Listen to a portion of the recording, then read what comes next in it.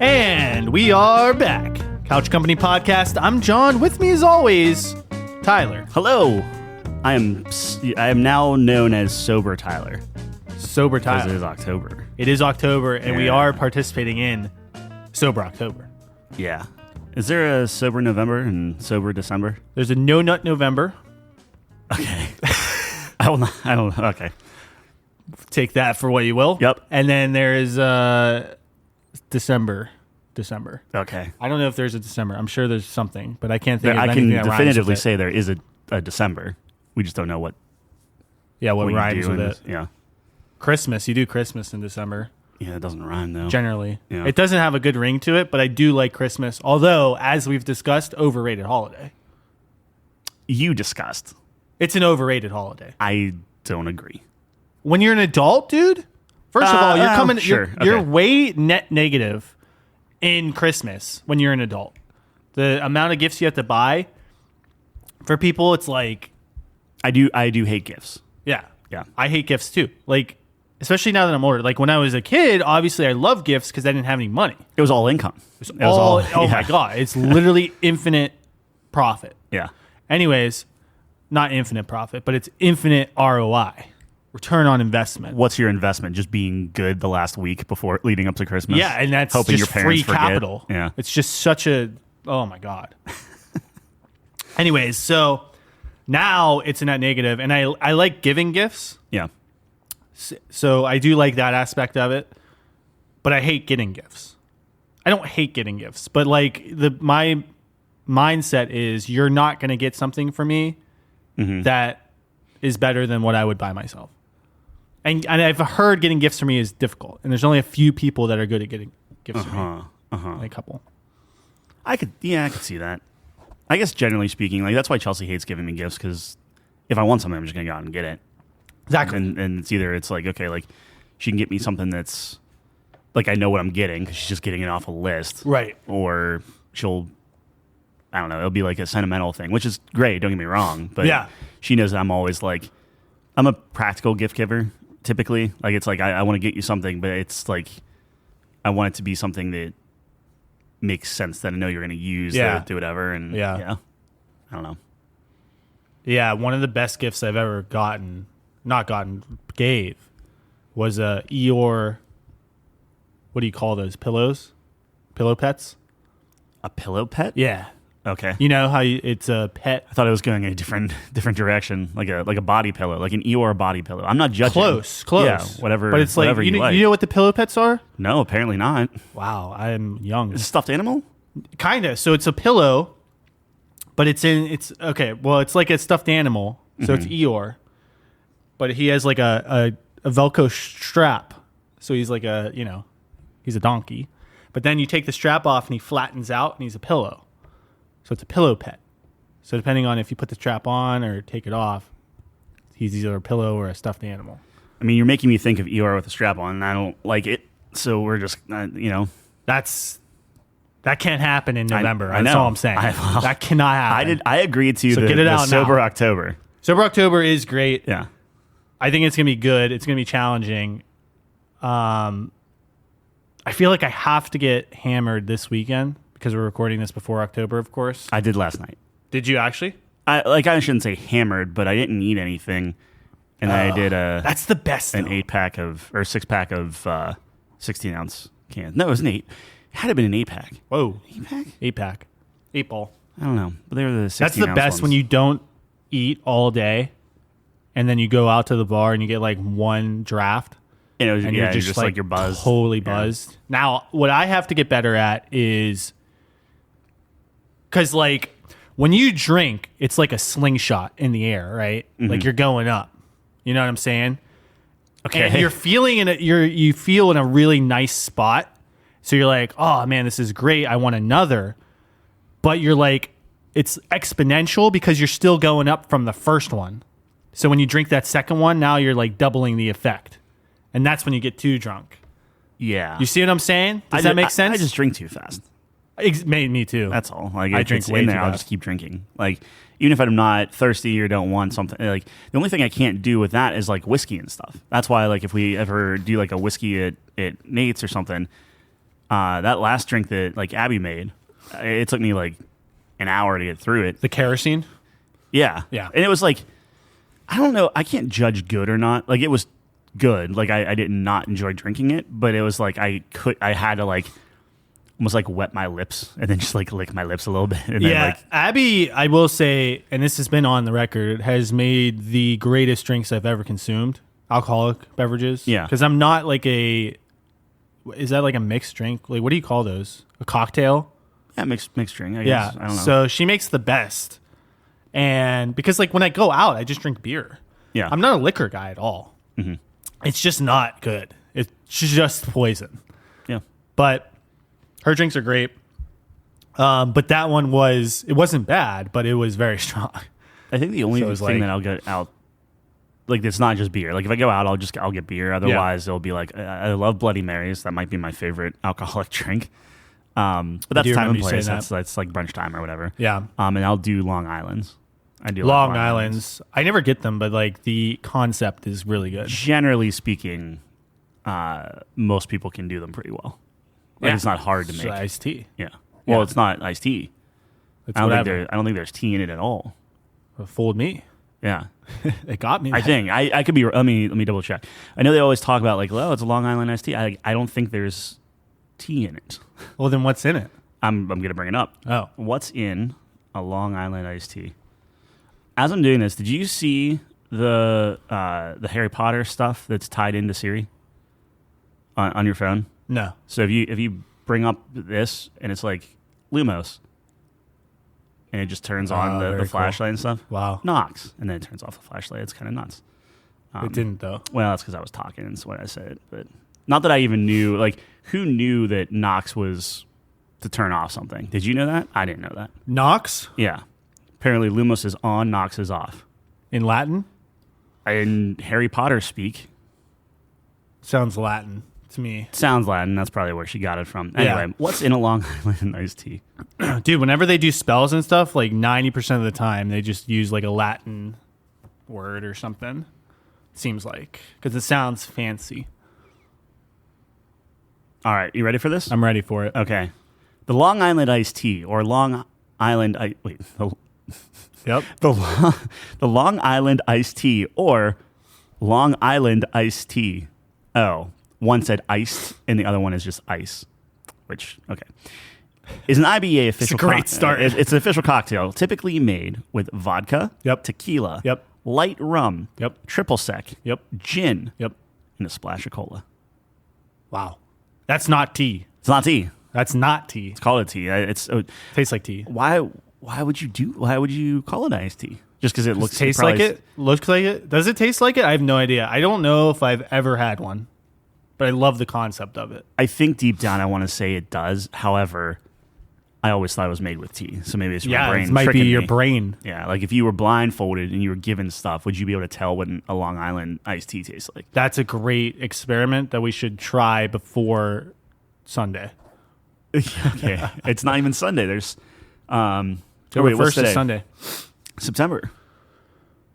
Huh? Oh, today's Saturday. Yeah. I forgot we're recording on Tomorrow. a Saturday. Yeah. Which is yesterday. When you're listening to this, we're professionals. Yeah, peek behind the curtain. All right, so Got him. yeah. What are we talking about today? So we've been playing some games because we are a video game podcast. Mm-hmm. Sometimes we do have to remind ourselves. We were sorry not to interrupt you. We were explaining that to our contractors. Yeah. because they were like, "Oh, your podcast, like, what do you talk about and stuff?" It's like as long as it's not politics, we're good. I'm like, "Yeah, we are not." I don't want to say smart enough, but we can't talk intelligently about politics. No. But Also, to me, it's like not interesting. I'd rather talk about fiction. yeah. Well, so, You know what I mean? and I know if I say this, it'll be like a politics thing, but I did go back and watch the GOP debate. Yeah. That was just on Wednesday. Sure. And it's just people yelling with their mics off. Like that's all it We're a was. Is they were couple, just yelling at each other. we're a couple So it's like it's steps done. away Like, from like WWE territory, which like part of my brain is like, that's awesome. yeah. And I kind of want that. And then the other part of my brain is like, this is actually deciding the fate of our country, and that's not good. Yeah. I don't know where I land on it. The chaos in me wants it to be a full circus. Like, just send it. I don't think you ever get away with it. Partner up with WWE. Let's get a belt for this. You know what I mean? Like the president gets a fucking belt or something. RKO each other. I mean, that would be the quickest way for The Rock to become president, right? 100%. And I'm kind of here for that a little bit. Do you think The Rock would get more votes than John Cena? John Cena versus Rock? No. Rock would win. Rock won, but do you think in terms of running for president, I think The Rock would win. Now, isn't he in hot water for like Maui? It doesn't matter. It doesn't you don't matter. Think I think by The Rock. The time the election comes around, it doesn't. Yeah, I think The Rock is one of the few people that's immune to controversy. Mm-hmm.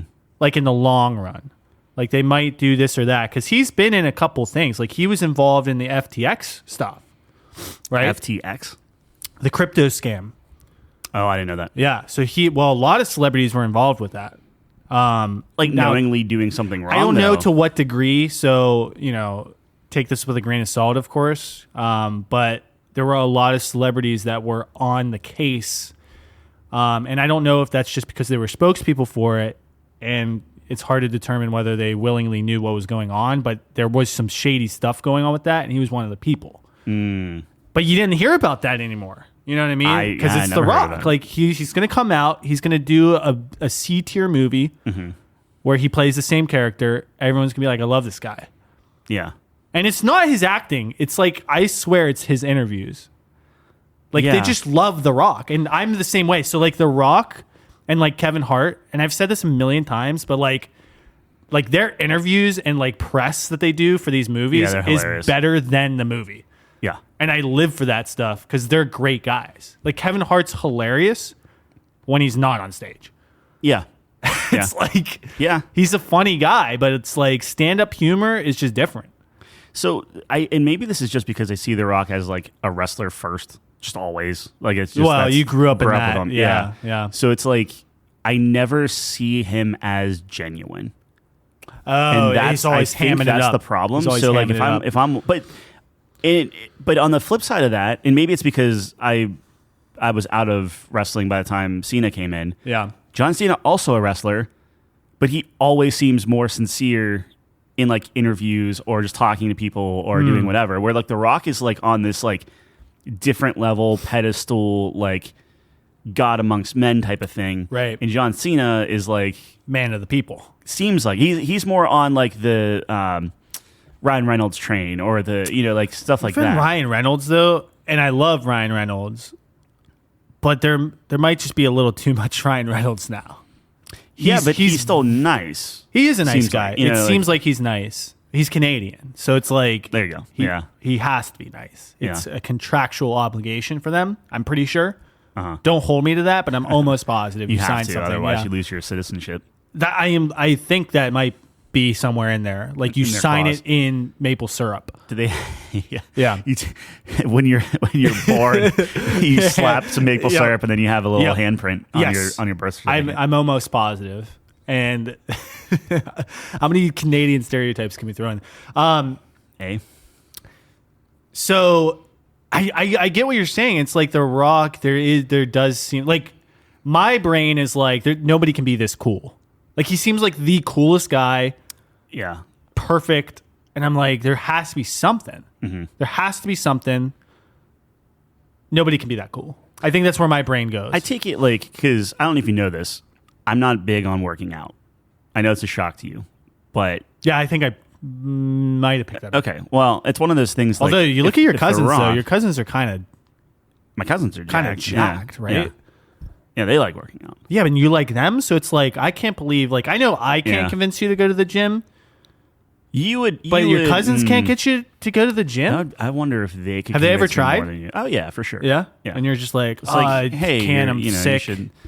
I don't know. I'm not a violent guy. So the gym is like a... Their gym's a little different than my gym.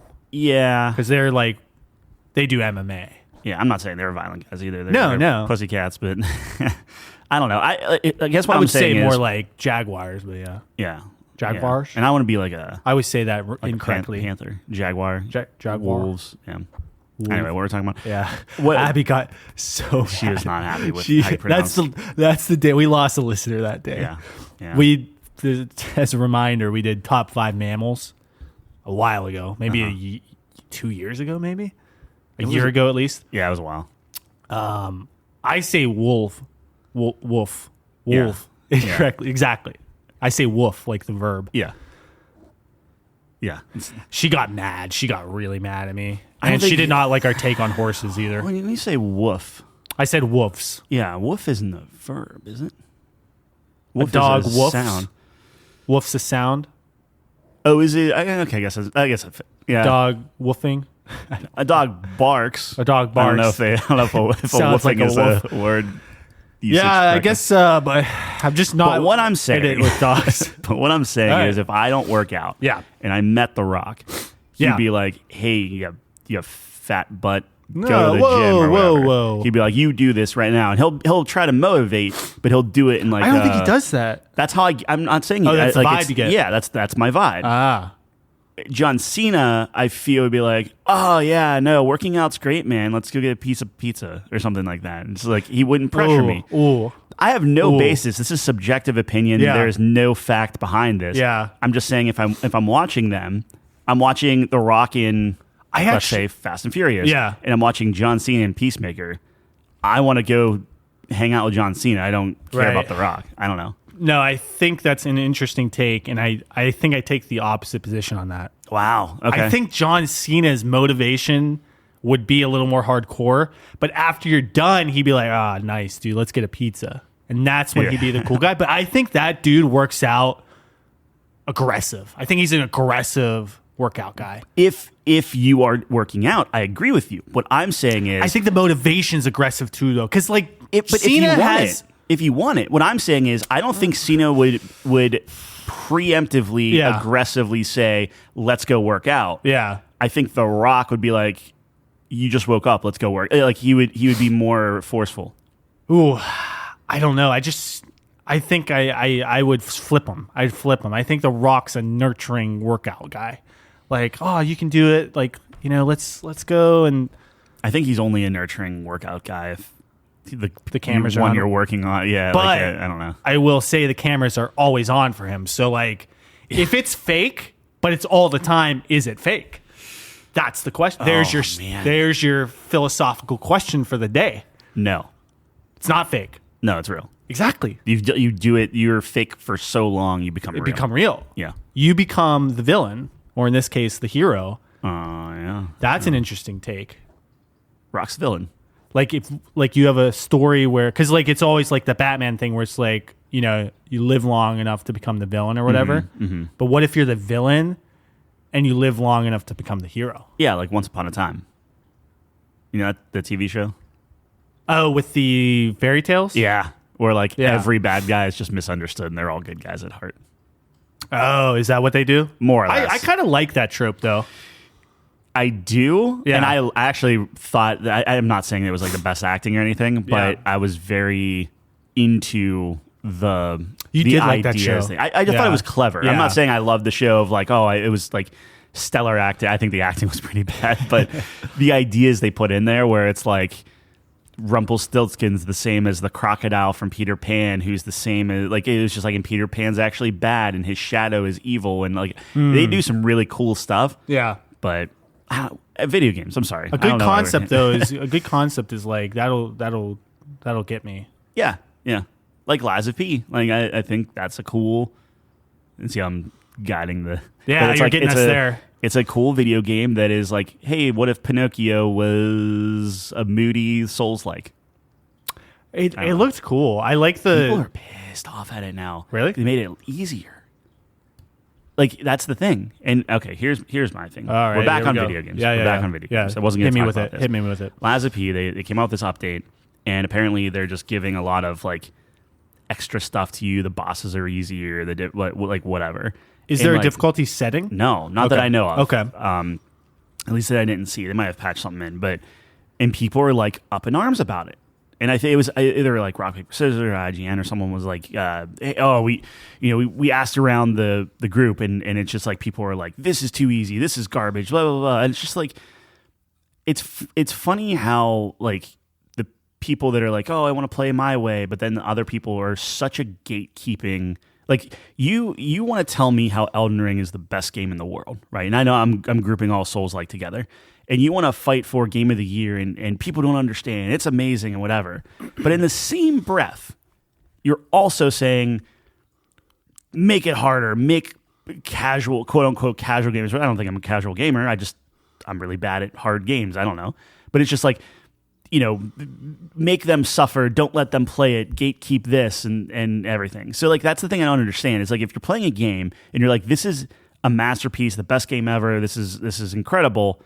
But then you're also saying that most people should not be able to access it, right? Like, or access it. It's like, that's fundamentally flawed, I think. That's what I get bent out of shape about. So whenever I see a game like Lies of P, where I play the intro, play that first boss, hey, this is super clever. It looks really good. It feels really good. It runs better than most games that have come out in this year. But like, I know I'm going to hit a wall. I know I'm not going to be able to progress further. Like, that feels bad. So I don't know. Like that was my 2 cents. I think that came out like 2 days ago or something that they updated it. But yeah, I mean, that's a tough one. I mean, like the Souls community is just kind of brutal, dude. Like, and I think it is kind of like gatekeeping. Like, it's their thing. It is their thing. Yeah. They don't want it touched. Yep. You have to be a certain level to be able to be, and I totally agree. I mean, look, you're talking to the easy king. I'm really good at video games when it's on easy. That's just a fact. I destroy people when it's on easy. God mode. Yeah. Yeah, I love it. Yeah. I will say, I think I've said this before, but I will say, I think every game has a perfect difficulty. Mm-hmm. It has a perfect difficulty. And what I mean about that is, I'm like a immersion guy, right? Yeah. Star Wars, for example, Fallen Order. Or what was the last one? The one that just came out. Jedi Survivor. Jedi Survivor. Thank you. Easy is a perfect difficulty for that. Because you're a Jedi, you should be just trouncing these stormtroopers. Yeah. You know what I'm saying?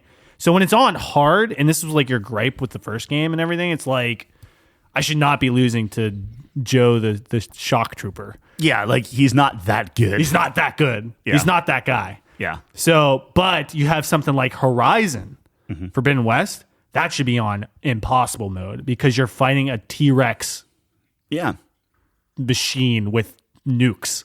Yeah. And it's like, yeah, you should be dead. Like, Aloy has no armor on. She should be dead. 100%. Like, you should have to play perfectly to beat a robot army with, like, you know what I mean? What's your take on games that will split out stuff? So like, there are certain games, and I wish I could think of one off the top of my head, but it will like split out the difficulty in like numerous ways. So it'll be like, okay, you can control the health of everybody, or you can control how alert they are, or how much damage they do, or whatever. This is something that's maybe becoming more prevalent. Like, it's like a Final Fantasy thing, right? Like, oh, here's some items that you can put on that makes the game easier. But there's no difficulty mode. Yeah. But there is a difficulty mode. Is there a difficulty in Final Fantasy? There is, because I just remembered, because they came out with Final Fantasy mode after you beat the game. Huge mistake, bad example, but bad example. Yeah. Sea of Stars, which we're going to talk about in a minute here, does the same thing where there's no difficulty, but they give you items to make the game easier. Should you choose to use it. And they're specific, like you do more damage or your combo gets, the meter fills up faster, whatever. And the flip side of that is there's ones that, the enemy does more damage, blah, blah, blah. So how do I feel about that? I think it's interesting.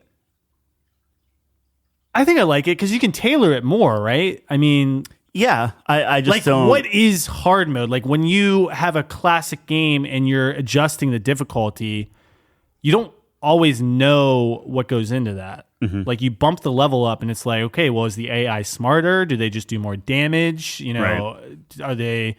Like, Baldur's Gate, for example, is really interesting because I played a little bit of tactical mode, which is the hardest mode. And the brain things at the beginning, the little brain with legs... Yeah. Traditionally, in normal mode, they just hit you.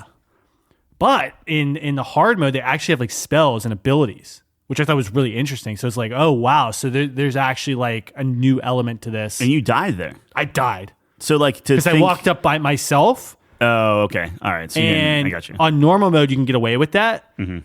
On hard mode, they have a lot more health, which is makes sense. But also, they're like, I was like, okay, I should be able to do this because they don't have any ranged attacks and they're really far away, so I should be able to pick them off. But it was like, no, they shot me with like an acid something, and I was like, fuck, like that's like I did not expect that, so that was cool. So yeah, long story short, I think it's an interesting concept, and I think it, as long as you have like good variety and do you tailor your experience, right? Yeah, because I think like nobody would ever put on like more health. You know what I mean?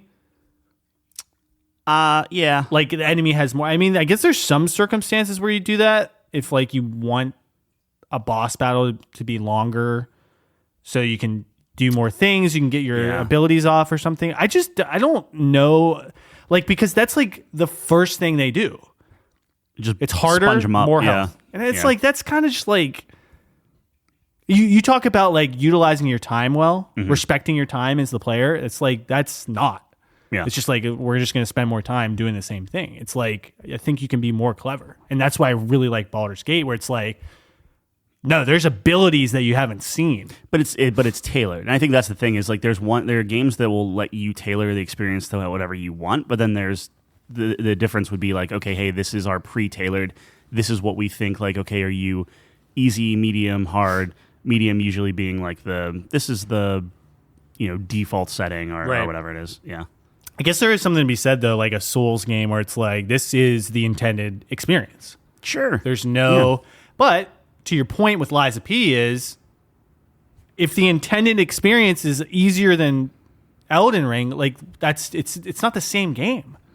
Yeah, like, well, why is it not okay that some Souls-likes are just easier? I mean, I'll tell you right now, I think Lies of P was easier, at least the intro part, more than Elden Ring. Elden Ring, you walk up to the wrong person, you're just instantly dead. Yeah. Lies of P is a little bit more like corridor on rails. Like it ramps it up as you go and stuff. Yeah. I don't know. It's just like I feel bad because it's like I really want to just play that game and enjoy it and figure that out. And like to be honest, like I'm close to being like, all right, let's see for Elden Ring, can I open up the console command and just be like, all right, I'm going to get quadruple my health or whatever it is to like make it easier to essentially just cheat your way through, which actually I probably can't because that's multiplayer. So you probably can't even do that. The only way I'd play like Elden Ring or something is I would just look up the most broken build. Yeah, we were talking about that where it's just like that's your cheat code. Yeah, because there are some builds I think where you can just crush things because they have like summons or something. Yeah. And forgive me for my lack of knowledge with Elden Ring, but I think that's like one of the ways you can cheese it pretty good because like they can draw aggro and then I could just snipe them. Mm-hmm. I'd love that. That'd be awesome. Yeah. But at that point, then what are you like playing? Like, because like, you're playing it for the exploration. Right. Well, it's the exploration, the aha of like, okay, I'm going to go, like I see this little nook. And now suddenly that's a whole like cavern and stuff, and you find different things and things like that. Like I'm not saying that games shouldn't be challenging if that's what you want. I'm saying more of if somebody wants to experience something, but they physically like I can't do it, right? Yeah. Or let's say I don't have the time to do it. Where like eventually could I if that's all I did for every day of whatever? Sure. Do I want to do that? No. It's like I want to see what this game has to offer without having to bash my head against the wall for 600 tries or whatever Jeff did on one of the bosses. Yeah. Yep. So I don't know. I get it. It's just like if you really love a game, you would want everyone to try it out and play it and stuff. Yeah, but like even like I said, I mean, like I can wrap my head around it being like this is the intended experience for Dark Souls or Elden Ring, and that's like fine. And I guess like not everyone's going to be able to, like, I totally understand your point, but it's like, okay, this is what they intend. But to bash another game, a different game for being easier, it's like they're not. Well, they weren't. Not just the same to be clear, thing. They aren't bashing the game from, oh, this is easier than Elden Ring. It was more of Lies of P came out. they patched Liza P, I see. and now Liza P is Easier than it was. Yeah. I Because see. either they get, and I would have to go through the notes, but Yeah. it's like they give you more of something that you need, or the bosses don't hit as hard, or whatever. But see, they get to cherry pick where it's like, oh well, this boss was really hard, so it's better that this boss is a little bit easier. That one's okay, but this shouldn't be, or this is too easy, or this is. It's just like you can't tell me how to play a game. Like you can't be like, oh, you have to play this game. It's game of the year. It's a groundbreaking, amazing thing. But also you have to play it this way. You can't make it easier. You can't do that, or that's cheating, or you can't do this. It's like, get off my back, man. I don't know. And that, to be clear, this isn't Jeff saying any of that. I'm just saying that the internet is just. And sorry, I wasn't just trying to get on a tangent of Souls-like games. It's just like they always look so cool, and I always get excited for them, and I always hate every single one. I'm just stupid, I guess. I just don't get them. I mean, Like, I was kind of buying into the hype of Elden Ring because like everyone was super excited for it, but I'm just like, I don't know. Like, I mean, you know me. It's like that is not the way I want to digest a story. Mm-hmm. It's like I don't want to have to find collectibles, piece things together. Yeah. And I understand like that there's a cool experience to that. Like I always think of like Bloodborne specifically. Mm-hmm. Because you start having these revelations from what I've heard of that game, and it's like, this is not what we thought it was, and it's like really cool. Yeah. But I don't know, dude. It just seems like a lot of work to like, you're like investigating. Yeah, but if you're into it and you're enjoying it and stuff like that, it comes down to like you can get exploration it. and You know, you stuff, can get right? it. Yeah. Just explain. Maybe I just don't like exploration. I love the exploration part of it because it was rewarding. There's a difference where, like, not to harp on Starfield, zero benefit from exploring. Right. Zelda, awesome. Skyrim, and like even Skyrim, like you got some stuff with exploring because you're going around so like that was even cool. So yeah, I don't know. It's one of those things. Like if I was going to make a Souls game, like if I was going to make Tyler's Souls game, right? Keep it hard. Do all the BS. Do the like you walk under a bridge and something that you've never seen just drops on you and kills you, and it's like like whatever. That's fine. But what I would do is whenever you die, you don't have this like 10-minute death animation and your screen goes black. It says you're dead, restart, and then you have to wait on another loading screen. It would be like the moment you died, you would like turn into a spirit and like flash back to your last saves. But it would be like seamless. It would be quick. It wouldn't be like this. That's the thing that kills me every time is like I die and then you get teleported to like the nearest bonfire or whatever. And just the time of death to the time of resurrection is so long and so annoying that then the time to get back to where you were just to try it again, just to keep racking your head against it. Yeah. That was just something that I absolutely hated. It's just I mean that just might be a technical thing though that you have to. Maybe, yeah. Sure. You think that's an intentional? I think it's placement. It's different things. I understand open world's a little bit different. Like Liza P did a good job, and that's why I kept at Liza P. Is I died at the boss. I was resurrected. I run up a couple stairs, start the boss fight again. And it's like, cool, let me keep bashing my head against it. I will do that. Right. There are plenty of games that like the moment you die, it's like, boom, you're dead, start again. Boom, you're dead, start again. And it's not this like this feeling of tons of lost progress or tons of like, oh, I fought my way through all of this and finally got to the boss, I died, and now I got to go and fight my way through all of that again. Like, that sounds terrible. Dude, what if there's a Souls game where you start out and it asks you how many lives you want. And then you pick how many lives you want. Yeah. And then like when you die, you just spawn right away. Yeah. And you keep fighting. But when you run out of lives, your like game blows up. I think Kojima wanted to do something like that. Yeah. Yeah. Yeah. That'd be crazy. Where it's like when you died, the game's just done. Like it corrupts the save file. You can't ever play it again. Yeah. Kojima's crazy, man. He also wanted to do something that was like you had to have the game outside in the sun. Like you actually had to go outside to like charge the cartridge. Yeah. Well, no, not necessarily a handheld, but like back when they were like cartridges and stuff, you would have like a solar thing in there. So you would need to like go outside and get some sun and actually like play. I don't think this ever happened, but I think that I read that somewhere where it's like you had to go outside and like charge up the cartridge to then keep playing type of thing. That's wild. I don't know. That dude is on Just another conceptual level. stuff. Yeah. Yeah. I love that kind of stuff, though. It's just like, Yeah. that's interesting. One, and I wanted to hear about Sea of Stars first, but this is a good segue for the Shadow Gambit. So I've been playing that pirate game. Yeah. You love pirates. I do love pirates, and I love stealth. So this stealthy pirate game is... That's you. It's really, like... I know I was high on it last time we recorded, and I forget if I had more guys. I talk about the skeleton with the fishing rod. Yes. I did. Okay. And the fish is his pupil now. No. So that was the sushi master. There's a lot of skeletons in this game. This is a pirate game. I thought the sushi master was a skeleton. He is. Okay. There's another skeleton. Keep going. Without a head. And Okay. his ability, he has two abilities. One ability is, so this is for people that didn't listen to the last episode. Stealth game, you have, I think, up to 8 different characters with like different abilities and stuff. And it's all active based thing, like vision cones and stuff. And it's all top down. You're like sneaking through, killing people and doing objectives. It's like, it's very simplistic in terms of like what you have to do, but all the different abilities, you read them and you're like, that's not compelling. I'll, go with this character instead. But then whenever you're forced to do these new characters and then you see in action of like what their abilities actually do, you're just like, why did I pick them first? They're amazing. Yeah. And this one skeleton guy now, so I got 2 new guys. This guy who's like, he loves treasure, right? I love treasure too. He doesn't have a head attached to his body. So it's a skeleton without a head. Yep. He walks around. But he has a skeleton head made of gold.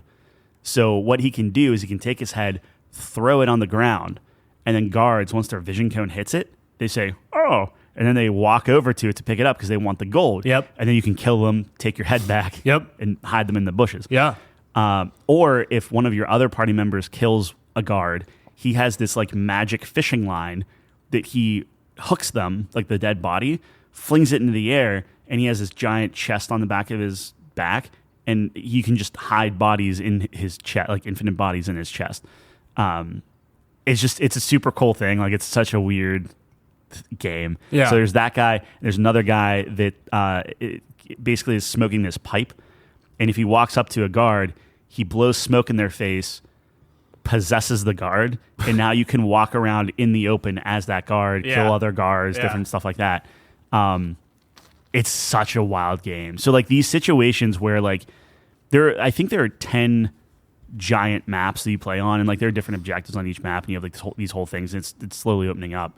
Yeah. But like every time that I think like, okay, this game's almost finished, it's like It's a Dave the it's Diver just more. situation. Dave the Diver does new mechanics, and these are new mechanics to a point, but it's just like very clever Yeah. puzzle solving things. Anyway, all that being said, this is one of those games where I actually bump the difficulty up because it's a stealth game. Like, if you do everything right, it's like, it's not twitchy, right? Like, it's just like, okay, if you solve the puzzle, you can put it on the hardest difficulty. It doesn't matter. You'll still win, right? Right. So, though, What does the difficulty do then? it makes their like guards are like faster to react. The cones are wider, or not wider, but like they'll fill up faster. So like you can run in front of a guard's vision, but it's like a meter, like a normal stealth Just like meter. every stealth game ever. Yeah, exactly. Yeah. But there's like different things where like if it's like a solid color green, if you're in there, they'll immediately see you. But if it's like a striped green, that means as long as you're crouched, they won't see you. And that's kind of the designation, right? So Right. like if they have a cone, if you're like above them, it'll show that like if you're standing up, they'll see you because it's like I'm standing on a rooftop and they're like, hey, what's that dude standing on a rooftop? But if you're crouched, they can't. So anyway, it's a big puzzle game. It's really, really fun. I still think you should play the demo this year just because it's going to be a big topic of conversation for me. Sure. Sure. The more I'm playing it, the more I'm like, when we're talking game of the year, I'm not saying it's game of the year.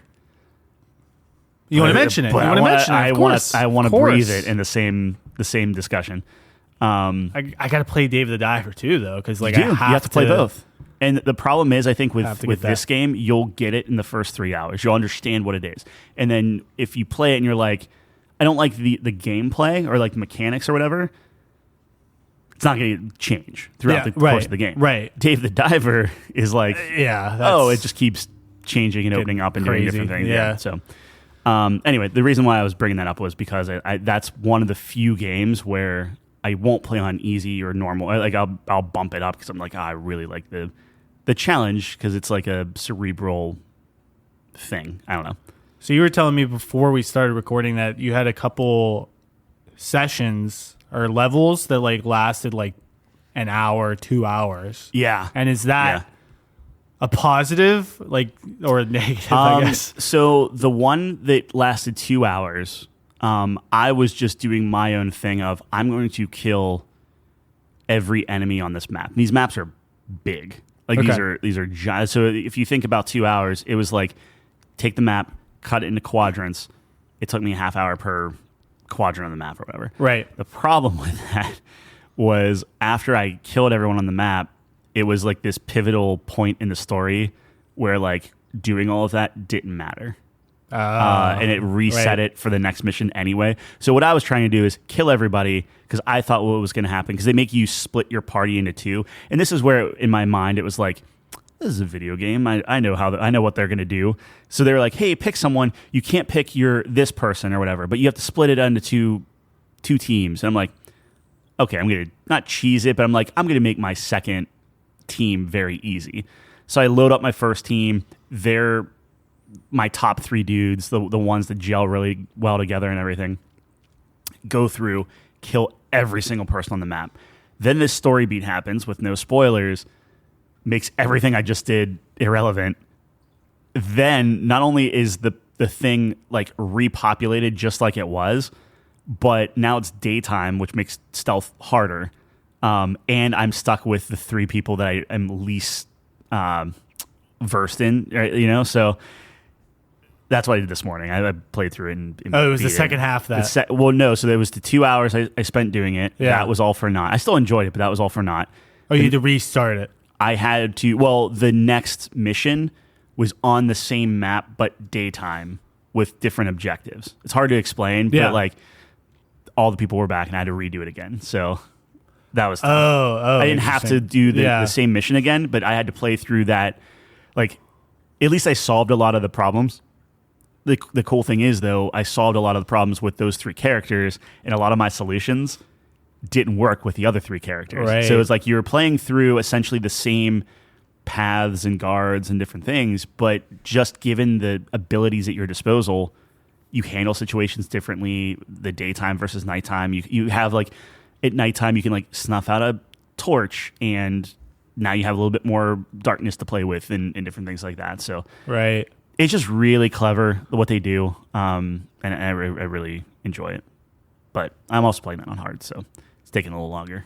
Checks all the boxes of Tyler wants in the game. Well, that and like you can replay stuff, and then it'll give you like crazy objectives, right? So it's like, oh, make sure to go through, but without distracting any guard, or make sure to go through this without like. Do you get like a really good reward for that?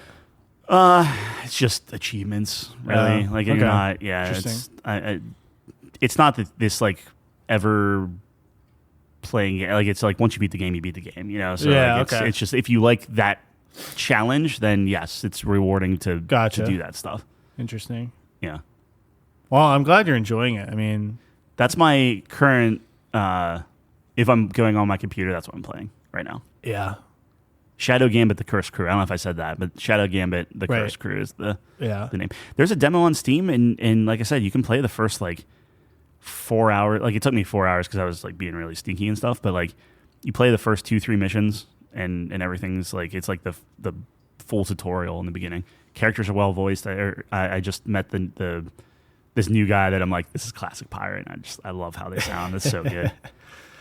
Yeah. Pirates are great. The gold skeleton head guy. Yeah. Sound like I swear they got Nate to go into a booth, and you know how Nate does his some characters in D&D with like the high pitched.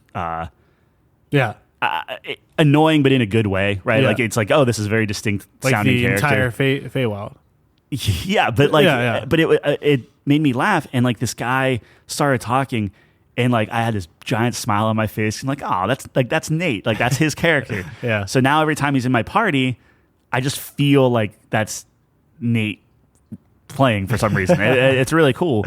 Nice. But then that got me thinking. I'm like, how cool would it be if that was multiplayer? Like, I think that because this is their third game, I think, of this type. How would you do that? Everybody's their own character. Oh, and so you just you of just make your own decision. yeah, instead of being able to like pause time, pick okay, you're going to do this, and then hit enter to like watch it execute. Yeah, it would be like, all right, like I am this guy, and then you'd say, all right, I'm going to go stab this guard. You better grab him with the fishing line like within seconds, right? And we would have to count down because it'd be like you're trying to miss a cone. And I think that could be challenging. Yeah. But I think that could be really fun because like you can, and it would be forced to be cooperative because you can do some damage with like one guy, right? Like you can get pretty far in, but very rarely can you like you're not gonna be able to clear the whole map with just one guy and your abilities because there's too many guard seeing guard and like you need a synergistic approach. I think that could be really cool if you have the right group. Yeah, my only concern with that would be like, would it be difficult to coordinate? You know, sometimes it's like, you know, you're playing a game and you like if you're just playing yourself, you're able to perfectly you don't have to communicate. There's nothing lost. And it's like you might, and maybe that's the point where it just makes it challenging. But it's not so. You're always within like the way the game is set up is like you're always within like a small area. Yeah. Right? Like guards aren't going to be seeing you like across the map or something. So like it's almost like all these different sections of the map are like, okay, solve this little puzzle. Okay, now solve this. Okay, well now these guys are all seeing each other. How do you do that? Oh, well, maybe the solution is go to a different section, clear out these guards, and then come in from behind or something like that. So like I think as long as everyone stayed together, it would make sense. But it's coordinating it. It's making sure that you guys are on the same page and different things like that. But I don't know. I think that would be really cool. And I think something that would be super, super important is the ability to still pause the game. But then you could like just everyone like imagine if you pause the game and now everybody can like draw on the map. Yeah. So it'd be like, okay, everyone has their own little color thing, right? So like if I'm red and you're green or whatever, and we pause it and it's like, okay, I circle this guard. I'm like, I'm going to kill him. And then I'll draw an arrow and be like, I'm going to move him to this bush. And then Nate, you come in here. And then John, you do this, whatever. And we're like, okay, is everyone good?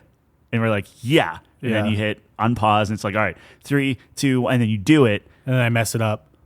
But it could be really, but then it could be funny and cool and stuff. Like there is I think they could really have a imagine cool this thing for that. Where you put it on hard mode and you only get a certain number of pauses.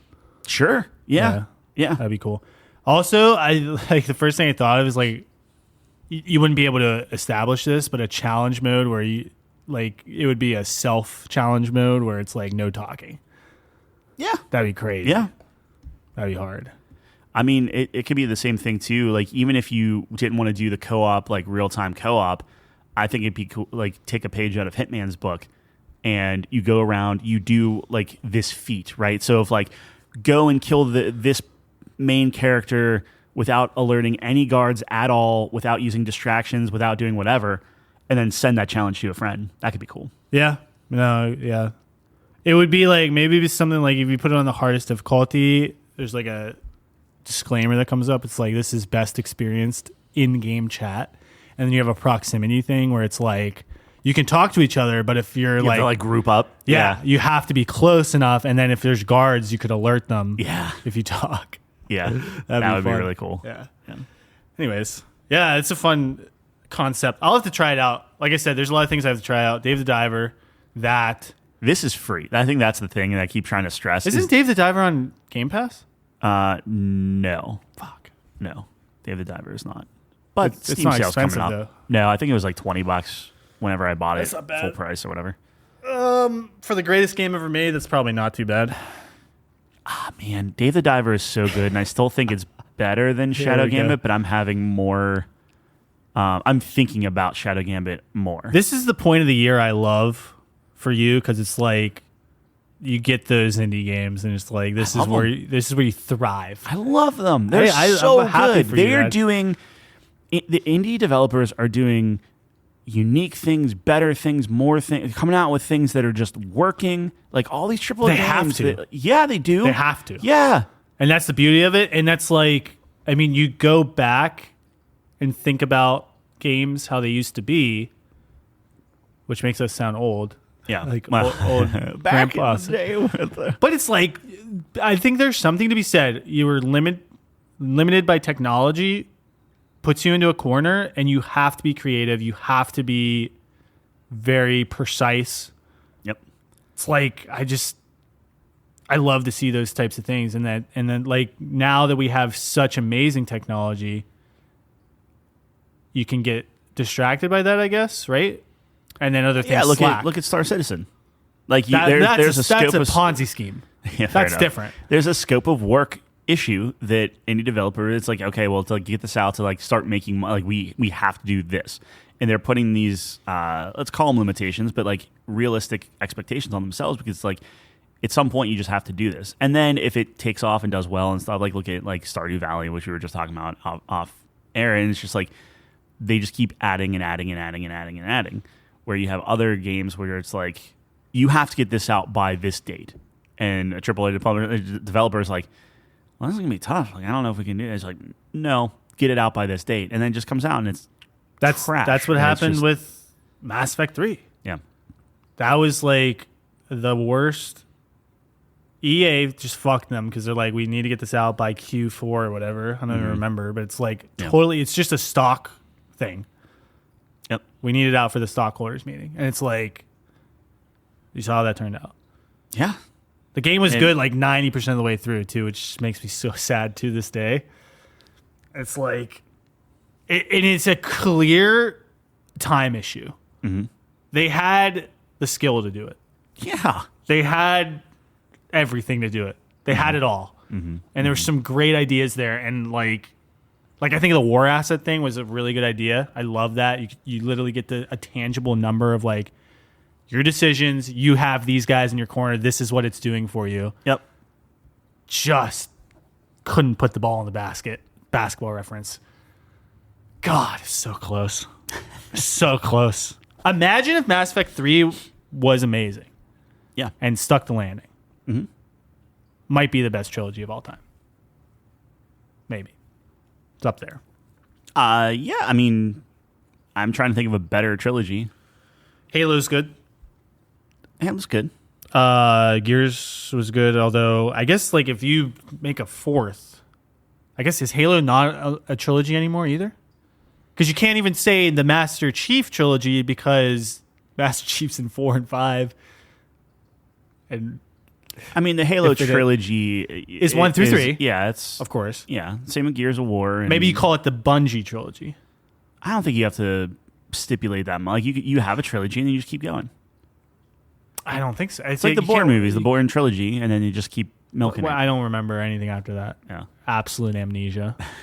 That was so bad, that Bourne. I watched that in theaters. But it's and the I same was thing like, with that Mass was Effect. so You have bad. Andromeda. You know, like it's just like okay, like. But it's not. That's a key difference. It's not Mass Effect 4, sure. and it's different characters. Sure. Because you have Halo Reach that comes after 3, so you can have the trilogy, and then Halo Reach is. So what do you think? You need like a buffer, like a Gears of War Judgment. No, I just don't think you can have a 4.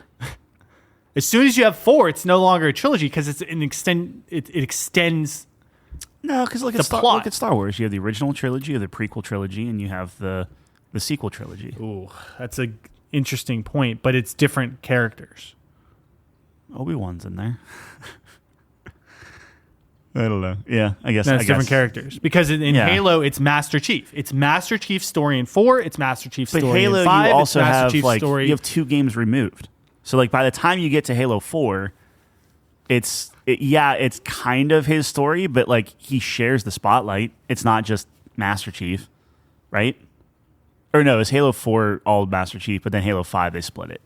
Maybe Yeah. that's it. But same thing. And then you It doesn't matter. He's the main character still. ish. Locke, they put a lot of stock in Locke. And then they Foolhardy. threw that out. yeah. Yeah. What have they done to Halo? I think that's maybe the moral of the story here. Look, man, we are very big on Xbox and Game Pass and everything else like that. But when you look at Microsoft's big games, Yeah. it is. They can't do it. No. They can't do it. No. Starfield was their hope. I think their best games, like the solid games, are going to be Gears and Forza. Forza is a lock always, Yeah. which is awesome. Gears is good. I don't think there's a bad Gears game. I understand people didn't like Judgment and things like that, but the Judgment gameplay though. Good Judgment was good. But the gameplay was good. Like you can't really mess that up, and I feel it was okay. Gears 3 was my favorite by far. Yeah. I thought Gears 3 played so well. I loved how it played. Because I started on Gears 2, and Gears 2 was really tough because it was Nasher or bust, at least online. Yeah, and I hate like everyone loves Gears 2, but like I think that's so bad for a game. Like you don't use one weapon. Like you can't use a Lancer in that game. It does nothing. If you're playing multiplayer in Gears, that's your first problem. Multiplayer in Gears was great. I know. There was so much skill expression, strategy, carry potential. Like you could have a dude on your team that's able to carry. I thought Gears Online was great, but 3 is where it really, because the maps opened up, more than just the Nasher was viable, which was huge. You get a different shotgun type. I love the sawed-off. Yeah. And that was like a newbie gun because you just get close and blow them away. But like at that point, like 4 and 5 are technically better. Like it's that, but then better. I didn't and play you a have lot of all 4 the or 5. maps. Like it's just the ultimate version of those games. What I really loved about 3 as well was like the progression system where like you can unlock the skins and stuff, and there's like really clear objectives to get. And I like the UI stuff, and it's like you could track, and you got like the medals and the customization, and I just remember doing that and like really, because wasn't it like there's different tiers or something of type of costume and stuff. But that's almost your loot box era of games. I don't know. Yeah, if but it was 3 like had you that, unlock them by doing achievements. Yeah, but I don't know if 3 had that. But I know that once they got into like 4 and then that bled into those games where it's like, oh, you could just buy stuff. No, but this was like, oh, you need to get 100 kills with this. Yeah, You need to do this to get that. And then, like, if you're in a lobby, you can show off your thing. It was the same thing with like Call of Duty guy. and like the guns and like, oh, you want this camo here, do this stuff or whatever. Yeah, when Call of Duty was good. Yeah. Well, I mean, November, we'll see Modern Warfare 3. It doesn't feel real that game is coming out this year. It can't be good, right? Like it can't. It is going to be an expansion that they are going to get $70 for. Yeah, that's brutal. That does not seem fair. Is that Game Pass? No. Fuck. No. Yeah. Almost. We're getting there. We're getting there. Anyways, so the game I've been playing is Sea of Stars still, and I was telling Tyler this before, so I'm nearly finished with it, I believe. How many hours you put into this? About 20. Okay. And I think they said like 25 is it, but so it's like a RPG, but it's not like your standard 40-hour JRPG. Yeah, I have like 60 in Octopath or something, maybe more. Yeah. Yeah, it's a little more streamlined. So I wanted to talk about my thoughts on the game because I feel like I've played enough of it to have thoughts on it, obviously. But I wanted to wait until I rated the game officially until next week when I can complete it because I just want to give it a fair shake. You know, the ending might be the greatest ending in the history or the worst. Do you want more coffee? I'll keep talking while I fill you up. All right. Thanks, man. So I do have thoughts on it. So first of all, Sea of Stars, and it's interesting too because like this was, I don't know if this has ever happened to you, but I was like playing this game. And it's not like I dislike it, but this game is rated, as we talked about, super highly by everyone. Like high enough where it's like theoretically in the conversation for Game of the Year. So I was like, oh, this is going to blow me away. Like it's an 88 on OpenCritic, over 100 critic reviews, which is an insane stat line. Yeah. And it's like, on Metacritic, it's really good as well, I think. And it's like, oh, I got to play this. This is going to be like amazing. And I thought it was going to like blow Octopath out of the water. And I'm playing it and I'm like, I talked about it before. The opening is like pretty slow. It's very slow. Like Very I started slow. it, and it's like slow. It's like this is not- you're doing the tutorial, and then it's like, hey, remember when we were in school? And I was like, oh, this is gonna be cool. I'm gonna get their introductions. You know, we're gonna meet the characters, and then it just kept going. It's like, oh, I'm gonna play through their entire fucking schooling. Like I felt like I was in school. I was like, this is awful.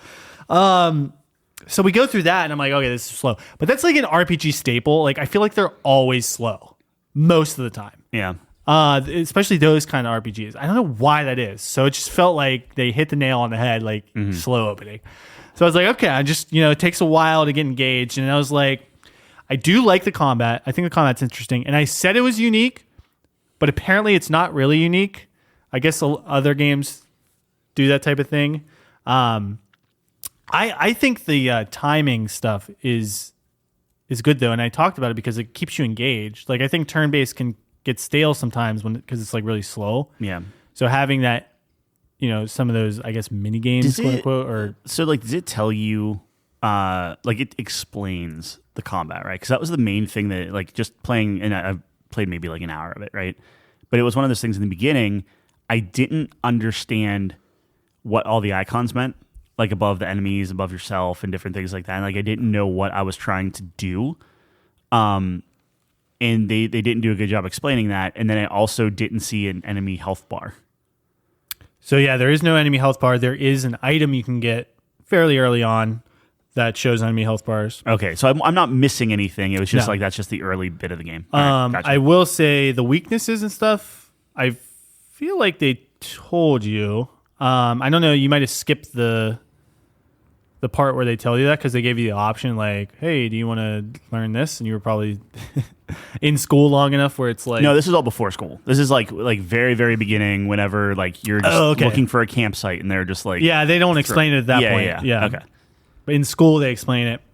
Yeah. And what the symbols mean or whatever. So, yeah, I think the combat's cool. I like the abilities. The combos are really fun. Like, learning a new combo and seeing how that opens up the gameplay. Because, like, there are some enemy weaknesses where it's like, dude, how am I going to get that? Yeah. And then you get, like, a new character, and you're like, that's how I'm going to get that. And then, like, you start unlocking those combinations and, like, strategic opportunities kind of open up. So I like that. The combat's nice. I think the combat's good.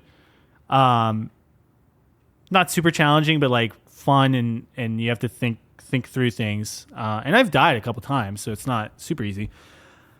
The story, though, and that's kind of where I'm getting. So, like, when you're talking RPG, story characters come first.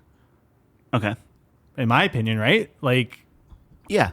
I mean, yes. Like, you're not wrong. They're top 5. Yeah, sure. Fair enough. Yeah. And, like I said, so this is a 90s inspired, like, Chrono Trigger-esque game. Mm-hmm. And I never played those games, so part of me thinks, like, this might be some nostalgia stuff going on here. Mm-hmm. Because, like, I like the game, but I don't love the game. That's pretty much, like, if I had to summarize my thoughts, that's what it is. Like, not love. Okay. The characters, the main two, the moon girl and the sun guy, are, like, pretty boring and just standard, and that's maybe on purpose so you can insert yourself potentially, but like they're not anything. Like the side characters are much better. Mm-hmm. Like I like Garl a lot, their friend. Yeah, I felt so bad for him. Oh yeah, he's just shunned for like 10 years. Yeah, and then I thought he was going to be the bad guy. I was like, oh, he's going to be the villain. That's exactly like. And again, I only played an hour, but the moment he was like, ow, my eye. Then, I was like, oh, this is I'm like, oh, you're going to be a eye patch bad guy. Yeah, like easy. But then he comes out and he's like, I've been waiting for you guys. I cooked you a pie or something. It's like, I love Gar. Gar is great. And I love him also because he has no powers. He's just a dude with a lid. It's just like, and the problem too, though, is like they're just like the teacher or whatever was just crapping all over him. Just like teacher's an asshole. Yeah, like you're not gonna see this guy for years. Yeah, like, get the fuck out of here, you stupid idiot. Oh, man. So, anyways, like the character's fine, and then I get introduced to this one chick who is awesome, easily my favorite character. So that like put me in it. I was Nice. like, oh, okay. Then this, How far? Like, is this like are you talking like halfway through, like a 10-hour mark? no, or? quarter way, Okay. quarter way through. I'd say estimated. So Not- it not too far in. did something within the first quarter of the game to like pull you in to be like, okay, keep going. No, there's interesting moments for sure. Like you meet this pirate crew, and I see what you're doing there. no, You're trying to loop me in. All right. No, you do, and that's where the I don't want. I guess I don't want to spoil it, but it's pretty obvious. So that's where the chick is that eventually joins you. But are you gonna play any more of it, or can I spoil it? You could spoil. It was more for the audience, but you could spoil it. There's too many other things I got to play. I don't know if the audience is gonna play it. I mean, if you're gonna play it, sorry, I guess spoilers. Skip ahead. Skip ahead. But the chick is so cool. Like the first time you meet her, she has like a portal. Okay. Like a portal gun. Not a gun, but like she can open up portals with her dagger. So this green portal opens up, she walks through and she's like stalking you. And I'm like, holy shit, she's sick. She's awesome. Yeah. And then you meet the pirates and the captain looks eerily similar. And I'm like, wait a minute, did like a double take. So then it turns out to be the same person. And she comes in and saves you. And then you get her in your party, and she's just sick. Like she has this portal thing, and she can walk through and like backstab people. And then the combos are sick, where like, you can shoot like a sunball through the portals, and they start hitting everyone. Yeah. It's like pretty cool stuff. So she was awesome. So I loved her. And you meet this pirate crew, and they're a very interesting cast of characters. The humor sometimes though is like. I can see why people like it, but like, so for example, there's this one chick in the pirate crew that's like, it's not like breaking the fourth wall, but it's like she just talks in like gaming stereotypes. Okay. And it's supposed to be like funny. Like you walk up and it's like, oh, you guys look like the boss just got revealed and he did this and that, or you got betrayed or something. Yeah. And it's just right after that or whatever. Yeah. And then everyone's just like, I don't know. That's like supposed to be funny. It didn't land for me, but like, yeah, I don't know. They're just like wacky bunch of pirates. Like they have a mage who has 2 eye patches, and his thing is like he can only cast spells when he can't see. Yeah, It's like weird stuff like that. It's kind of funny, but I wonder if that's like a comment because like in the my pirate game, the sniper is blind. oh yeah, Yeah, which is just funny. Like I guess that's where the humor comes in. Like it's just like wacky, like whatever. It's like I can only cast magic when I'm blind. It's like okay. So you meet them. They're interesting. You go to these different locations, but it just never put me over the hump. Like it was all just really straightforward, and I don't want to say watered down because it's all technically really well done. The game looks great. I think it's interesting enough. But the fact that you weren't on the old school like Pokemon grid system or old RPG grid system where you can just kind of like you can move diagonally and it's smooth and feels good as like a modern take. Yeah. I really liked. Yeah. Same thing where like if the camera's panning, a lot of the time if you're using like pixel art, you'll get like screen tearing and like shimmering and different things like that. This is all like it was like painted in a pixel version, but the camera movement was still fluid and smooth, and it felt modern that way, which I really appreciated. No, yeah, I think the game looks great. It runs great. Yeah. Not that it's demanding or anything, but the style of it Dude, is... my graphics card didn't even like... Are we on right now? I have like a color-coded thing on my card, so like if the card is like... Typically, if I'm playing a game, it turns green, right? Like, because it's like, oh, the card's actually doing work. Yeah. I think this is the first game that I was playing since I turned that feature on, where like the card just stays off. Like it's just like the CPU can handle it. Like we're good. Anyway, sorry. That's funny. Continue. Yeah. So I forget what I was saying. It's not. I'm sorry, it looks great. It looks great. Yeah. I like the style of it. I will admit, and I know we do this where we like compare similar type games that we played in the same year. So like I was comparing this to Octopath 2 because it seemed like looks better. Right? Octopath looks like, so much better. Yeah. And I think that's a stylistic thing because I did see a lot of people saying I like how this looks because it's more true to the traditional style of a 16-bit game, of course. But I think Octopath is innovative. Yeah. In that it's like blending the old and new kind of styles, and I just think it's a beautiful look. How do you feel about like the quick? I only caught like one or two of these, but like the quick like animated I think they look shorts and good. stuff. Yeah. Yeah. Is I it think weird? Like, is it weird to like? Because they're not long. No, at least the one I saw. I don't wasn't. think they're weird because they're like big moments, and they don't happen a lot. Like there's maybe been 5 so far. Oh, okay. Yeah, it did not happen a lot. I like them because they're well drawn. I think they're good, and I like the character model. I actually like the character models in those drawings way more than the pixel. Yeah. Well. Yeah. Well, sure. yeah, but like it's like, oh, that's what For they look listeners, like. it's like a think almost like an anime. I'd say more cartoonish. So, sure. Yeah. It's more American style. I'm sorry, not an anime, but yeah. No, but it's more of an American style. I yeah, think it's you're like right. You're right. it's just a fact. It makes me look at that, and it makes me wonder what like Miranda could do in a situation like that, where like I think like she is extremely talented. Like she can make some. Yeah. Like they look good. Yeah. She can make some better looking like Oh. videos. Like I Interesting. I think that kind of stuff where I always it gets weird because I don't like when styles are different. Yep. It takes me out of it. So Yep. that's why I was curious on your thought where I it's like see. if you have a style and it's like, oh, this is an animated version of it. Cool. But then you have to translate that into like a pixel art, and maybe the animation was done before the pixel art was done, or maybe vice versa, or maybe it doesn't line up exactly right. Yeah. And it makes me it takes me out. That's a very subjective, nitpicky thing to say. Yeah. But I don't like that kind of stuff as much. That's fair.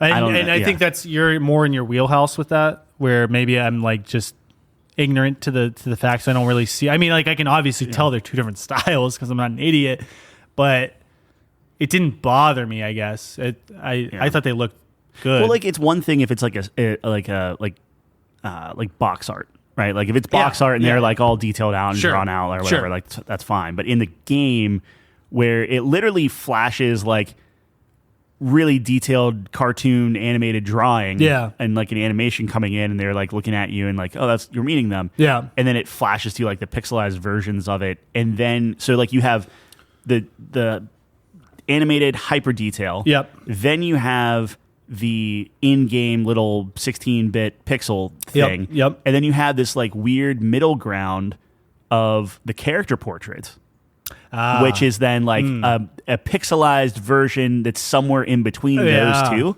Yeah. It's just a lot of styles of artwork Sure. that I don't know if it lands for me. Sure. Again, a good point. I played an hour. It might be charming and work later on. I don't know.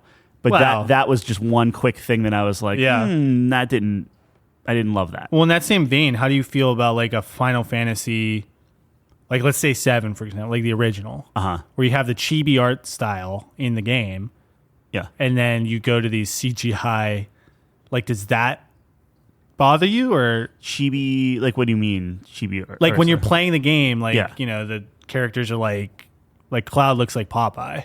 It's like, and it's like a Oh, I see what you're saying. And then like in a battle, it's more detailed or whatever. yeah. Well, and then so you have those two, and then you have the CGI cutscenes where he's like super Yeah. detailed and Yeah. everything looks nice. I So you have many different styles there. So I don't like, does love that it. bother Yeah. you as well? It for whatever reason, and I know I'm speaking out of both sides of my mouth. It doesn't bother me as much as just Sea of Stars did in that moment, just because it was a lot of like, do you think it blends together more, or like? I don't think so. I it's think just the that was a concept time of and that? place, right? So like with Final Fantasy VII, that was look at these amazing CGI cutscenes. It was like that was like the era of it, Yeah. right? Yeah. And maybe that's the era that they were trying to go with or whatever, and I just didn't play Those Chrono cutscenes Trigger and didn't know. don't look but bad.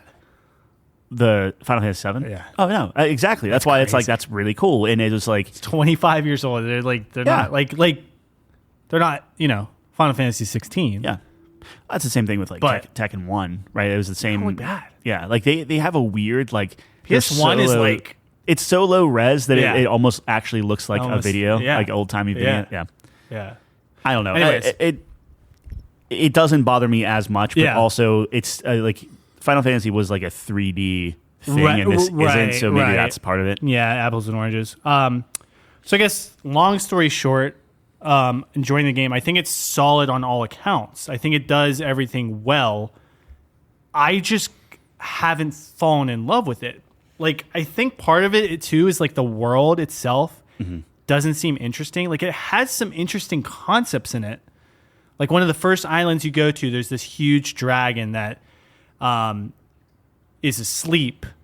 It's like the world dragon or something, and they have to keep him asleep or he's going to like eat the world or something, which is like a, mythological concept, and that's a cool concept. And like this, it's like in this mountain, and there's these holes through the mountain that wind passes through, and it keeps him asleep because of the music it creates. Is that in the flashback? Because they talk about that in the flashback. Yeah, that's the first place you go. Oh, okay, cool. And you have to, there's a dude stuffing the mountain, and you have to stop him and open up the mountain again so you keep the dragon asleep. So, like, that's interesting. But just for some reason, I just didn't fall in love with the world. Like, I don't care about the world that much, and I can't place my finger on why it is.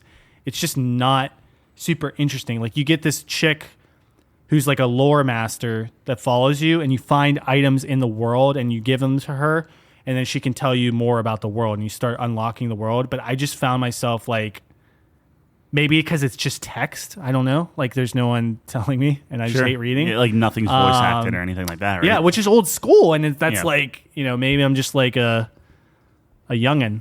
Yeah. That likes people telling me what to do. But I couldn't get super invested in the world itself. But that's such a big part of it, right? Like, especially for an RPG. And not to keep bringing it back to Shadow Gambit, completely different game, not an RPG. Totally get that. Yeah. But like, I stopped and thought this morning too, because I met a new guy and it's like new voice actor and it was amazing. Yeah. But it's like, man, they went hard on the voices. Like, they're so good. And now, granted, this is a smaller thing, but there's a lot of dialogue in that game. Yeah. And I stopped and I thought, like, the voice acting is like needed. Like, those like the voices and bringing them to life has made me care about these characters infinitely more than if I was just reading text. Yeah. And that's a big deal with like the old school RPGs or new ones that are trying to be old school, where it's like, I'm sure it has budget concerns. I'm sure there's a bunch of different like kind of scope of work stuff that plays into that. But man, is it hard for me personally to connect with characters if there isn't a voice, if I can't close my eyes, picture them and picture their voice and how they like the mannerisms or whatever. Right. It's very, very, very hard for me to give a crap about it. Yeah, voice that's the performative element of the character, right? It's helps like acting. I mean, it is acting. So it's like, it's just another dimension to the character. And I totally understand people who like the old school thing, and that's why I think this game misses for me a little bit. And it's not like I hate the game, and I don't think the game's bad. But I do think there is a portion of it where people want that nostalgia, a reminder of their youth, where it's like, hey, remember when we just had text boxes and you had to tell a good story? We didn't have voice, and we didn't have those luxuries, and it makes you like tell a good story and be emotive with these characters, and it's creative. Like, you have very limited like animations that you can do with this 16-bit style. So you have to convey a character's emotion or their personality through these like weird movements. Yeah. And there's a charm to that, right? Like there's definitely a charm to that. But I don't think it lands. So like comparing it to Octopath, to me, and I didn't super love Octopath's world either. Honestly, it was pretty standard-ish. Like, it wasn't super interesting. It was very, like, classic. Section. Section, like, oh, here's your Western town. Here's the winter one. Yeah. Winter, and here's... Yeah. The Beast Island was interesting, because that's a different kind of people, and... So I don't think it was that, but in Octopath, I think it was maybe the concept of it, where it's like, oh, these 8 people have their own story, and I was just more engaged, like... Throne's story is up there in one of my favorite maybe stories of all time. Like there were twists in Octopath. Like I gasped at certain points, and I thought that was the revelation. And then there's another, like, it was amazing. Yeah, but that's very dependent. You get a 1 in 8 chance of picking that in the beginning. right? That's true, Like, but it's you're like- going to get there eventually. I guess that's fair. Agnias, on the other hand, is terrible. But what I'm saying is, like, Throne was the reason, and not that this is Octopath now, but like, right. that's the reason why I was like, oh, this is really interesting. Yes. And then that got me far enough in where I was fine, like, learning about it the other page. Yes. If I picked Agni first, then it'd been like, That was the John, worst I don't know what decision. you're talking about. It was Yeah, the it's worst just decision. like so. And that's where Octopath loses points Yeah. because of the cohesiveness. Do you find when it comes to like an RPG, how like coming off of Baldur's Gate, Yeah. and for me, I feel like Baldur's Gate hurt my opinion of Starfield. Yeah. Do you have? And Starfield is a little bit more open, so I think that's bless you. I think it's a little bit more with like Baldur's Gate, but like for an RPG, do you remove Baldur's Gate just out of the equation, and you're like, okay, this is going to be on rails, and like you don't have to think about that as much? Like I feel like the thing that worries me is Baldur's Gate did such a thing of all your choices matter. There's 6 different ways to come at a problem, and it's like, does that start making other games less, just naturally less interesting, less caring, less like it's just like I don't know, like that's what I'm worried about. I don't think so personally because I really enjoyed Octopath this year, and that's. But you played Octopath before Baldur's Gate. Like if you played Octopath right after Baldur's Gate, Yeah. does that change your opinion? Does it change your perception of that? I don't game? think so. I don't think so No? because I like linear games because you can really you're sacrificing maybe that choice, but that's when you can really dive into story. That's when you can really dive. So as long as you're using that extra juice somewhere else, Sure. I think you can definitely do it. So it's like I really enjoyed Final Fantasy 16, and that's linear, right? Mm-hmm. I mean that's as linear as it gets. But I thought the set pieces were amazing in that game, and like the big moments. Like say what you will about Baldur's Gate, they didn't have a Bahamut fight in that game. Like Fair. that's Yeah. like Fair. I mean they have some big moments, but like that's like you're in space. Like it's like that's like maybe that's just me. Like just my inner Dragon Ball fan comes out there, but like that I'll remember that fight forever. And that will be one of my favorite fights in video game history, like of all time. I would just have a smile on my face. Wow. All right. I'm juiced up. It just kept getting crazy. I love that. I love it. Crazier until he's about to blow up the world. It's like, what is happening right now? I'm just like, I couldn't believe it. It was so hype. The music gets me there. So it's like, I think it doesn't bother me. I can still like a game. Now, if a game's trying to do that, if a game's like, we want you to have choice, we want you to come at this, now you're going to be scrutinized. Yeah. Compared to Baldur's Gate. So that's like, I think, I try not to let it affect me. I don't think it does personally because I just think it's apples and oranges. No, that's fair. Yeah. That's completely So fair. That's just me. But anyways, Sea of Stars, long story short, like it, don't love it, want to get to the ending to give it an official score. So maybe it'll change, but like, I don't know if this has ever happened to you. I think I said this earlier, but like I was looking up reviews while I was playing it. Like I watched IGN's review. Okay. I watched GameSpot or something. And because I'm like, why are they rating this so highly? I just couldn't understand. And to me, my only thought is I had to play Chrono Trigger. I had to be a 90s kid. And I wasn't, so I don't get it. Yeah. I think that's not that it's just pure nostalgia and it's a bad game. It's a very solid game. It's a great nod to those, but like, I just don't get it because I wasn't there. Yeah. I think that's what it comes down to. I don't know what else it could be. But how long can you do that? You know what I mean? Like eventually, like younger kids, like in like if you're not feeling it or you're not hitting that nostalgia note or whatever, like your kids certainly aren't, and their kids certainly aren't. And like you I should have a hard time believing that you're exactly right. Like a kid's gonna play this and be like, Sea of Stars was my game, like my Final Fantasy VII. Sea of Stars was my Chrono Trigger, like when I was a kid. Maybe they will, but like, I think like I could see someone playing Octopath and being like, "Oh, this was my first RPG," and I just fell in love with it because it's new, it's fresh. Like it's like modernized. Yeah. I guess I if don't- you you know never what I played, mean? if you never played I don't know. anything and this is your first RPG, then maybe you would have that nostalgia later You can't. on. I if mean, kinda yeah, go you can through it, have but- that for anything. Yeah, right. That's fair. Especially when you're a kid, but when you have so many options, though, Yeah, is this going to be that one that's like, oh, remember Sea of Stars and remember what's her face and what's his name? Yeah. It's like, yeah, I don't know. I mean, it's tough. It's tough, and I feel bad because you know me, I'm always higher yep, than everyone else. yeah, But in this one, I'm lower, and I feel sick about it. And that's just how my brain works too. Where it's like if I'm lower than the critics, I always self-reflect. I'm like, am I missing something? Am I looking at this incorrectly? Mm-hmm.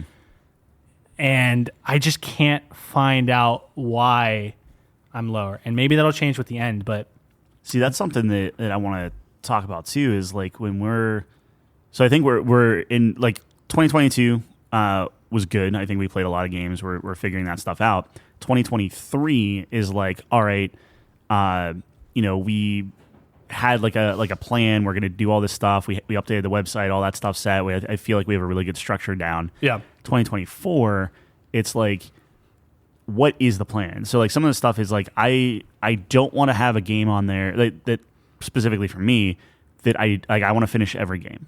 I typically will play 50%, 60%, whatever, and be like, okay, I know what this is, and then I rate it. I want to make sure I'm like, let me get through games. So I want to be very selective with that. yeah, But then the other thing is like, you're talking about watching those reviews, and it's like how much of that sways me in, or I look for something Yeah. I might not have I might have overlooked before. So like I think in a perfect world, if money was no object, I wouldn't know the score. I wouldn't know. I would just be like, this game looked interesting to me. I'm going to play it and see how good it is, and then just go from there. And I think that if we're being realistic, scores play some point of it because it's like, I don't want to pay $70 if a game's busted, or to that effect. like or Forspoken. Sure. Forspoken came out, and Yeah. we were both planning on playing it because we, like you said, we made a conscious effort to play more games this year. Specifically games that come out in 2023. And yeah. it was not a good game. And I just couldn't bring myself to pay $70 when I know for a fact it's not a good game. And I own it. I don't know. It's like, is that worth it? So that's tough. So yeah, I think we made a conscious, and we were upfront about this year. At least I was saying like, I'm going to stick to like mighty ratings on OpenCritic. Yeah. And there's exceptions. Like I know the League of Legends games got a purple, and I'm going to try those just because, I have to. Yeah. But I just want to play the contenders for, like, if I had to pick, because like you said, like you're not going to be able to buy every game. You're not going to have the time to play every game. Yeah, At it's least we limited, aren't. limited time. Yeah. I got to play the best ones, right? Like that just makes the most sense. I don't know. I like how we structured it this year. But I think you make a really good point with like looking at reviews beforehand. I love reading reviews. Yeah. I love watching it. I love getting that feedback. Yes. But if that's something that we're going to be doing, Right. It's like we wait until after we. yeah, you can't. You're going to immediately be like influenced in one way or Yeah. another, or look for something specific. I think you're right. And maybe that's a problem where it's like in this, like I'm midway through and I'm looking up reviews. Oh, I'm not saying you're doing anything wrong. I want to be clear about No, that. I understand. yeah. But it does influence me where it's like I'm looking for like validation or a reason to bump my score up from where I think it's at right now. Yeah. Because it just doesn't make sense to me. Uh-huh. But that's what makes me wonder. Like I want to hear like why do people love this game so much? Why is it so? Because it is so highly rated across the board. Mm-hmm. It, like I said, it's a game of the year contender based on the ratings, Yeah. that's interesting to me. Like what I would love to get to a point would be if as we're putting reviews in our site, and depending on like if we both play the same game and everything, I think that's fine. I think ultimately we both jot notes down, or like one of us says like, okay, I'll take point on this. Like we both played we both played Final Fantasy, but you're very into those type of games, so it'd be like, okay, I'll take point on the Final Fantasy, like leading that discussion or doing whatever Yeah. or whatever. Yeah. But I would love to set a list of like, okay, 2024, First game coming out. I don't even know. Like, okay, it's Tekken, whatever. It's like, well, that's my wheelhouse. I love Tekken. I'll take. But then it's like, let's determine. Okay, we're talking gameplay, graphics. Like we do like what are the things that make up a game, and you have those headers, and then we just make sure to jot notes down within those things, like a template, and then not read reviews until after you beat the game, and then it's just like you're going to see the score. I think that's fair. That's fine. Whatever. So what you're saying is, because is there a difference between seeing what the critic score is overall and reading actual reviews? Yeah, because I think the score, like if you see the score overall, you get a general idea: is this worth our money or not? Because we're not getting free games. But we have to buy everything. We're not like it's just we have day jobs. We do. So like this is like the midpoint, right? Like we do. So you get that. You say, oh, this is a, let's say, purple or red within Open Critic. Sure. You know, we're grabbing this game. Orange. Sure. Am I colorblind? I literally, this is such a huge tangent, so I apologize for absolutely derailing you. I don't think I tell the difference between red and orange. That's not I've been great. told that a million times. What color is that cord? Which one? Orange. Yeah. Okay. Well, this is this is orange too, though. That's technically red. That looks orange as a but compared to that's orange. That's the same color. They're close. This is not the same color. I think there's something We're wrong just with pointing me. to colors now. In the house terrible. I'm sorry. Okay. Continue, Ty. I ruined it. No, it's fine. We should. It's my bad. We should figure that out for you. Sorry. What was I saying? So we have the templated stuff. We're picking like the different, like the let's say 5 factors that make up a game, whatever. We look at the ratings though, but not the actual reviews. I would honestly look at like what's the I would even look at just like what's the big number, right? Like what's this got an 89. That's what I'm saying. Care. Starfield 89. Awesome. Yep. I don't care that IGN gave it a 7. I don't care that taking that out where it's like what's the general consensus, right? So then you can start like, okay, this is worth our money. We jump in. The two things that I'm really, and this is personal, so if you don't agree with this, by all means, like we can do things differently, whatever. But the two kind of New Year's resolutions, so to speak, would be to really jot down my thoughts based off of the game, but I want to do it in a vacuum. In that I want, and maybe this is just like as I was kind of freshening up the site and doing everything, I was looking at everything holistically. Man, was I starting to question, like, well, how could I possibly have?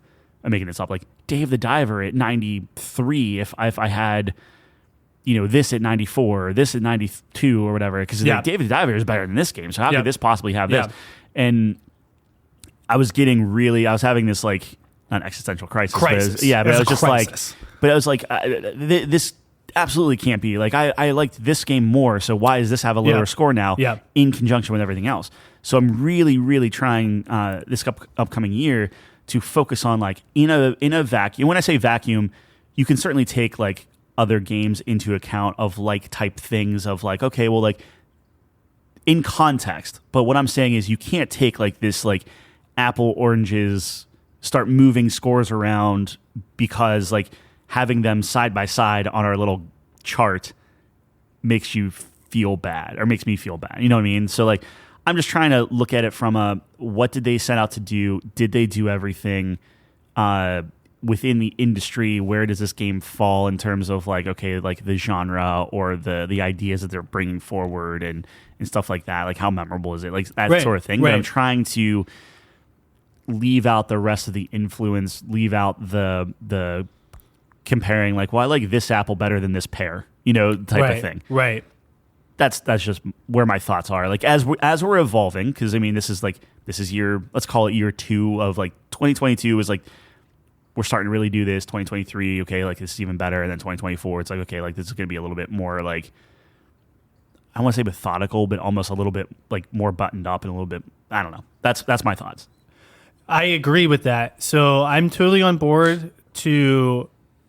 Let's make a conscious effort to not look up individual reviews until after, because I always definitely like affirming And I kind of have both thoughts on it though, because like part of me is like, man, is there something I'm missing? And sometimes I will watch a review and it's like, wow, that's a really good point I didn't consider. And now I'm like looking for that. You know what I mean? Yeah. Now, is that an authentic experience? I don't know. I guess you could argue that, but I'm on board for, let's really get our true thoughts on paper, no reviews. And then, wait, what was your second point?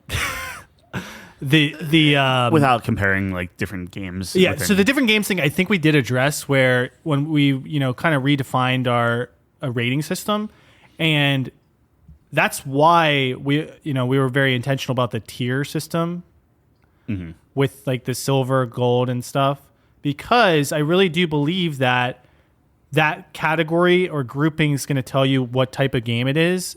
And the number is to really just put an emphasis on here's where we think it lies. But I do believe that, in a tier, more or less, it's usually interchangeable, where you might have one game over the other. And even though our personal number indicates that this game's over that game, it doesn't necessarily equate to it being better or worse. It's a category or grouping of like, hey, this is gold. This is a really polished game. They set out to do something and they did it. And those are the type of games you're going to get. And you should play these games. Like that's where our recommendations start, right? So yeah, I like how we're doing it. I think that system works well as long as we're very upfront about, hey, this is how our scoring system works.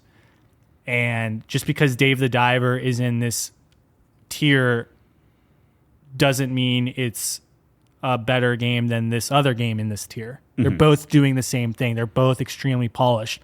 They're both very memorable. They're both creative or whatever, right? So yeah, that's my thought on it. That's my point is like when like last year I gave like Neon White a 94. Yeah. And this year I think Dave the Diver is sitting in a 93. I think that's totally acceptable though, because like, yeah, it doesn't have the budget of a Starfield or I should think of something that's in the 90 something. What was one of the best AAA games that came out this year? Like a Resident Evil. Yeah. That had a big budget, right? Resident Evil, great game. Dave the Diver, also a great game. Very different games. Right. Both belong in that tier. So I think it makes sense once you conceptualize it from that point of view, where it's like they are in the same tier. They accomplished what they were trying to do. Yeah, I think that's the thing I'm struggling with is like they're both golds. Yes. They both are great. Yes. And it's just like the number is like... The number's tough. Like, but I think it's necessary. Yeah, well, so to get... And this is like more inside baseball type stuff where it's like if you want to...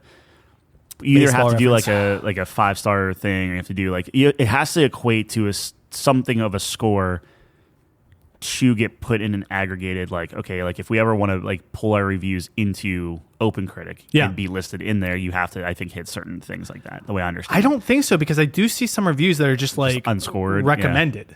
Yes or no. Well, but I the reason I believe a number, at least I personally would like to have that, is because I think that really just puts a stamp on how we feel about the game. And I just think you need to stand behind your belief behind a game and your opinions, and I think having a tangible number does that. Sure. And it does because we have the tiers, and I do talk about how they're interchangeable, but it's not always the case. I do believe the difference between an 85 and a 76, which are both silver, that's not interchangeable, right? One is like it did just enough to get out of the bronze tier, where it did maybe was clever about something or had a unique concept, right? Where it pushed it into that silver tier. Where in 85, where I have Octopath 2, just misses that gold. Like maybe if it had a more cohesive story or brought the characters together better or had a better way of introducing people, it would have gotten to that gold territory, because it does everything else so well. It's beautiful, characters are interesting, combat's fun, right? So to me, the numbers are important, right? You have to differentiate. But I will say, like, we have like a Starfield's like an 83, right? And then like a Jedi Survivor is like an 82. Yeah, those are interchangeable. One person who's a big Star Wars fan might like that way more than Starfield, and vice versa. So like those are completely I mean, they're off by one, right? So like completely interchangeable. I think they both are in the same area of like, so they do some solid things. They have some big problems. Silver tier. Yeah. Yeah. Okay. I don't know. I hope that alleviates your No, concern.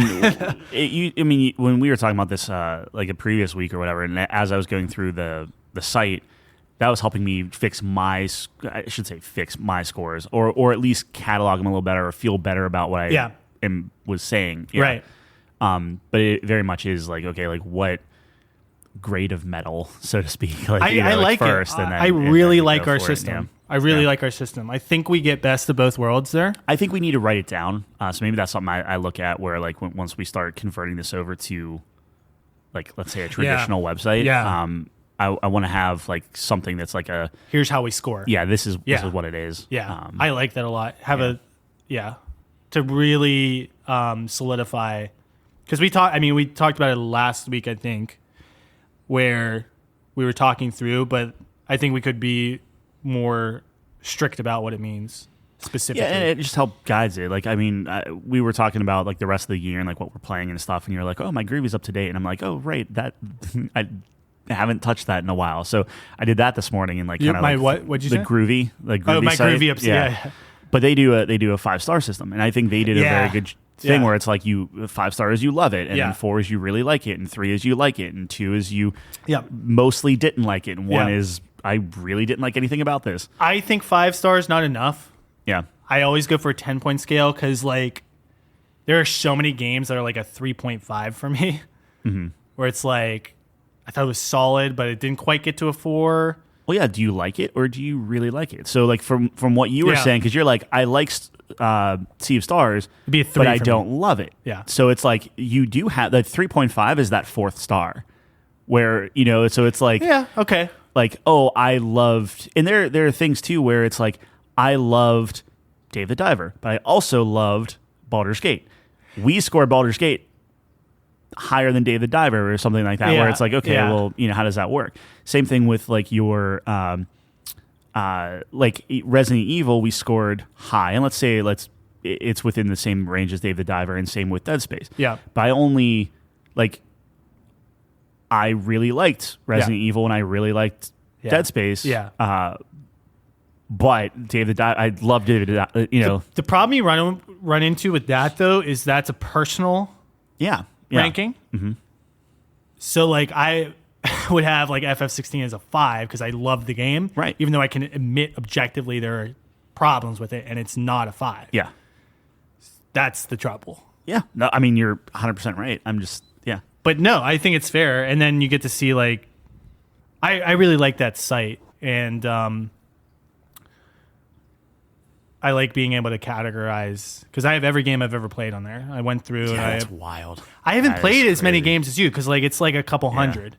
I mean, and you be in the thousands. Yeah. Like it's like I shouldn't say thousands, but you'd be toast. It'd be a lot. That would take you a long But I don't time. finish a lot of games. That's the difference between us. Is you finish everything, and every game I have on there, I've finished. Yeah, I will not put a game on there I have not finished. And that's what I'm really trying to do this year. Is I won't rate a game unless I finish the game. See, I like that about you though because you can hit so many different things, and I feel like you're very good at really understanding a lot of it, like I feel like you are fair in the fact that you play enough of it where you understand you get the gist of it. Like I don't think you're gonna like rate a game that you put it an hour into. I shouldn't. Well, that's what I'm saying is I shouldn't. So like right. I played like Gunbrella, right? And I was like, okay, it's like I rated it, and I'm just like, I think I want to pull that down. Interesting. Because I'm like, I don't think I didn't play enough of it. But I also really didn't. I wonder if there's a middle ground there, though, because like we just maybe say it's like unrated, but we played it, and then maybe that's where it's like we. Yeah, like maybe well, I'd have to think about that because there's something to be said that I think one of the huge advantages, and because we're very different, where I'm going to play less games than you, but I'm going to finish everything I play. Yeah.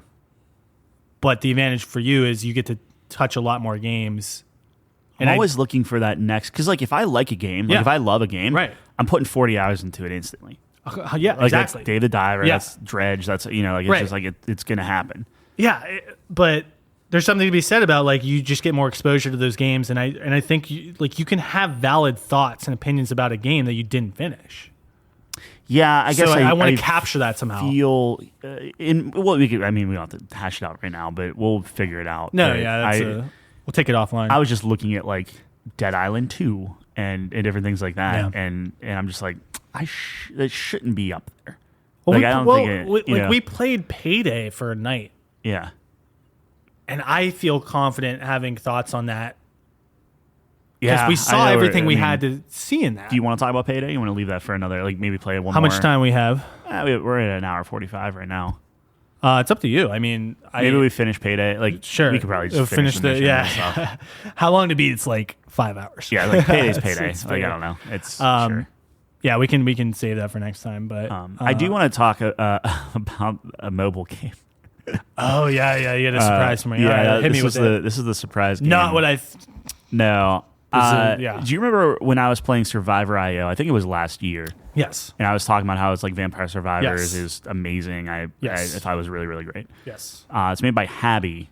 They came out with another game called Souls.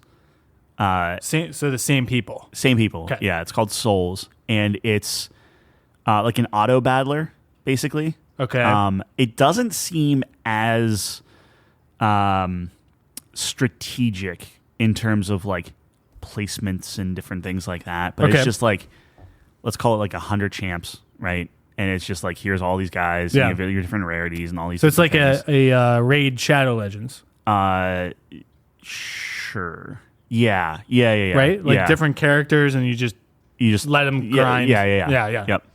And numbers go up, you get more and more powerful, but it's like this very like, if you get 6 of this sword, then you get the next level of the sword. And then once you get 6 of another sword, and you get the next level. Yeah. And then you have to do that 6 times to get the next level. And it's just like, you constantly are just merging things to get more powerful.